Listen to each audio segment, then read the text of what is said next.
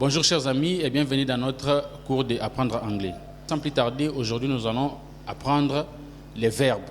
En anglais, les verbes se prononcent des verbes, des verbes. Alors les R ne se prononcent pas, vous allez simplement dire des verbes.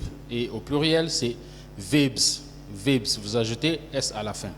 En anglais, nous avons deux sortes de verbes, ce qu'on appelle des regular verbs and irregular verbs, c'est-à-dire verbes réguliers et les verbes irréguliers. Alors, en anglais, les verbes réguliers se conjuguent au passé ou au participe passé en ajoutant des ou bien ed à la fin du verbe. En anglais, on dit d ou ed at end of the verb. Alors, par contre, les verbes irréguliers ont chacun sa manière de se conjuguer au passé et au participe passé. Alors, voici un exemple. Les verbes to walk, à l'infinitif, c'est to walk. Et lorsque vous allez les conjuguer au temps présent, vous allez dire I walk, I walk. Au passé, vous allez dire I walked, I walked. Vous voyez, on ajoute ed à la fin du verbe. Et au participe passé, vous allez aussi dire I walked, I walked. Donc, les passés et les participes passés se conjuguent de la même manière. Par contre, les verbes irréguliers, to begin, qui signifie commencer. Au présent, vous allez conjuguer I begin,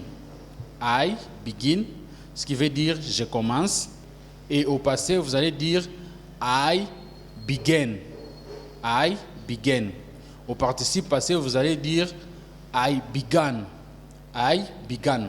Alors, vous voyez un peu la différence entre les verbes réguliers et les verbes irréguliers. Tous les verbes réguliers se conjuguent au passé et au participe passé en ajoutant des ou bien ed à la fin. Par contre, les verbes irréguliers, chaque verbe a sa propre manière de se conjuguer au passé et au participe passé. Alors, nous allons voir comment est-ce que vous allez conjuguer la troisième personne du singulier de chaque verbe selon leur terminaison. Alors, la première règle dit ceci. Verbs that end in sh, ch, double s, x, double z, or o are made third person singular form by adding es at the end. C'est-à-dire, en français, les verbes qui se terminent par sh, ch, double s, double z, x ou bien la lettre o s'écrivent à la troisième personne du singulier en ajoutant es à la fin. Alors, voici quelques exemples. Les verbes brush se terminent par sh et à la troisième personne du singulier, vous allez ajouter es à la fin. Ou bien is en anglais et vous allez dire brushes, brushes, she brushes.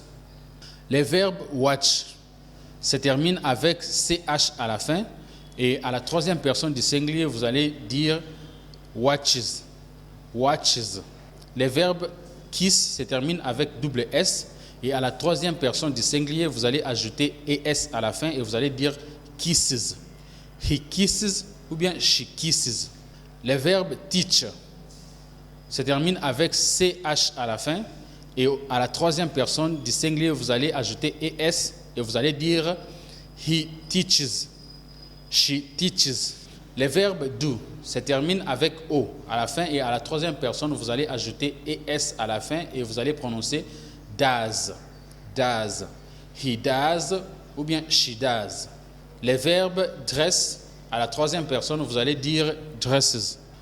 Alors, chers amis, la deuxième règle dit ceci.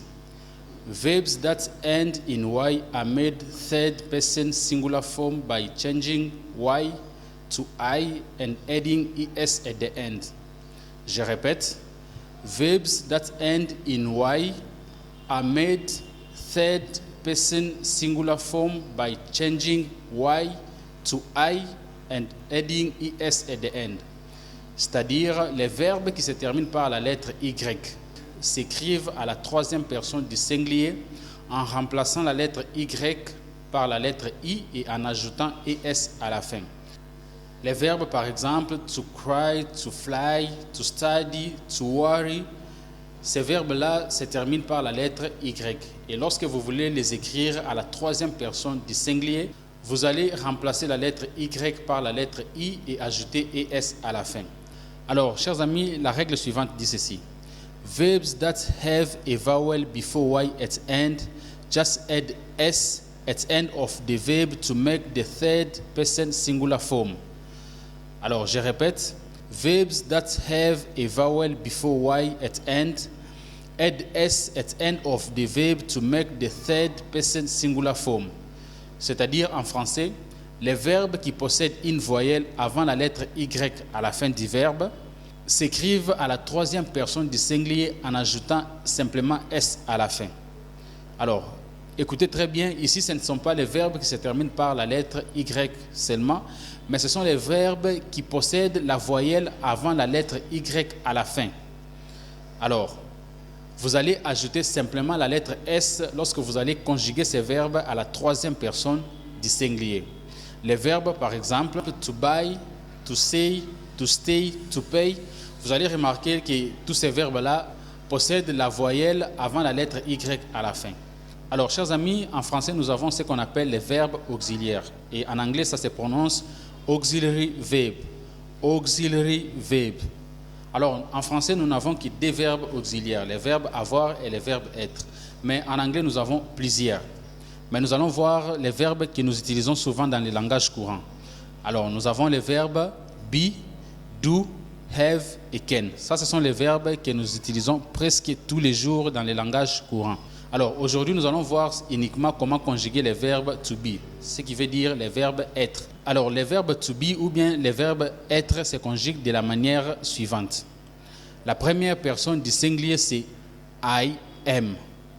I am. Et la deuxième personne du singulier, c'est you are. You are. Alors, la troisième personne du singulier, vous allez dire he is. He is pour les hommes. Et pour les femmes, vous allez dire she is. She is. Et pour les objets ou bien les animaux, vous allez dire it is. It is. Et la première personne du pluriel, c'est we are. We are. La deuxième personne du pluriel, c'est la même avec la deuxième personne du singulier. Vous allez dire you are. You are.